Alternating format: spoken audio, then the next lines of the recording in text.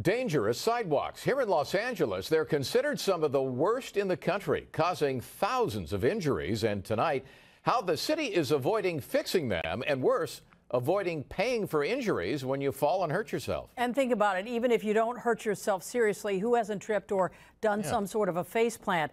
Our investigative reporter Joel Grover is here right now with his exclusive investigation. Joel. Chuck and Colleen, when you fall on a bad sidewalk like this and break a bone or tear a muscle, by law the city is often supposed to pay for your injuries.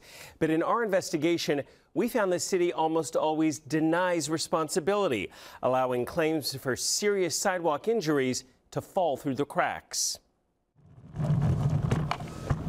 It's absolutely terrible. Look at the sorry state of LA sidewalks. This one is so buckled, I can get my whole arm under it. This one is so cracked, I can hide my cell phone in it. And this one is good for doing tricks.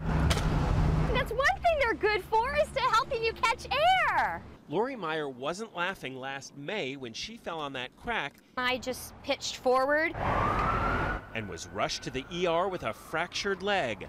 I was screaming. People have broken noses, shattered kneecaps, and bloodied their faces on LA sidewalks that were supposed to have been fixed. The law says the city is often liable for your injuries if a sidewalk was in a dangerous condition and they didn't fix it. It's been painful and exhausting. The city knew all about Lori Meyer's buckled sidewalk for years. It's right in front of a city building, right next door to a city fire station, and Google Street View shows the sidewalk was buckling back in 2007, getting worse in 2011, and in 2012, firefighters filed this complaint, but the sidewalk still wasn't fixed. If they know about it and they don't fix it and somebody gets injured, absolutely they need to pay a claim. So Lori Meyer filed a claim for her medical expenses 4 months ago, and we followed it through the system. Records we got from the city attorney say they denied her claim on October 22nd. Is it possible the city has denied claims that really are legitimate? Of course it's possible. City Attorney Mike Fewer says he doesn't want to pay claims if the city isn't really responsible. But it's also possible that someone has tripped and fallen because they've been texting while they've been walking.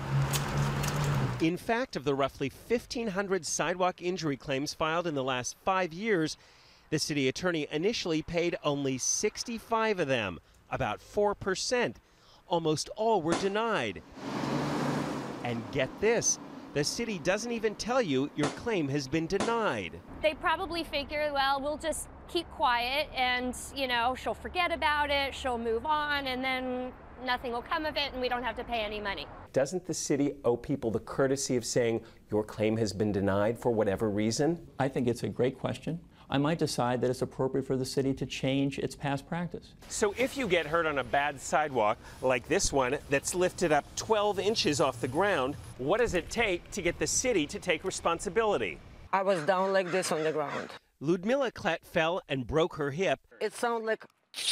on this cracked Van Nuys sidewalk.